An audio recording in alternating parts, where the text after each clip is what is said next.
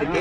இப்ப இதன் பிறகு கட்சியினுடைய செயல்பாடுகள் எந்த அளவுக்கு இருக்கும், குறிப்பா அந்த கரூர் மக்களுக்கு அந்த நிவாரணம் வழங்குவது தொடர்பா இப்ப நீடிச்சுக்கிட்டே வருது. இல்ல, நிவாரணம் வழங்குவது தொடர்பா கண்டிப்பா இன்னும் ஒரு சில நாட்களில் எங்களுடைய பொதுச் செயலாளர் வாயிலாக எல்லா அறிவிப்புகளும் எந்த இடம், எந்த தேதி, எந்த இடம், எங்க எல்லாமே எங்களுடைய நிர்வாகிகள் எல்லாம் பார்த்துட்டு இருக்காங்க.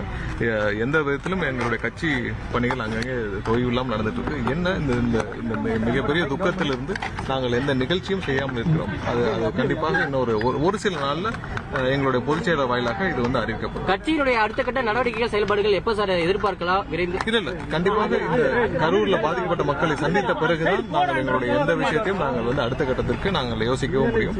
ஏன்னால் அதுதான் எங்களுடைய முக்கியம், அதுதான் எங்களுடைய பிரயாரிட்டி. சந்திச்ச பிறகுதான் நாங்கள் அடுத்த நகர்வுகளே இருக்கும். 17ஆம் தேதி போறது கன்ஃபார்முங்களா? இல்ல, ஒரு 2 நாள் இருங்க. ஏன்னா உங்களுக்கு எல்லாருக்கும் தெரியும், எல்லா கட்சியை விட எங்களுக்கான சிக்கல் அங்கங்கே இடம் கிடைப்பது எல்லாமே நாங்க நிறைய பிளான் பண்ண வேண்டியிருக்கு.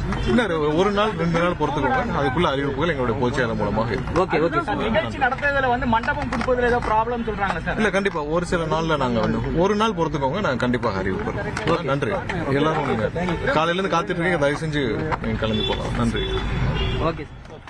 தவிக தலைவர் விஜய் கரூர் செல்வது குறித்து ஓரிரு நாட்களில்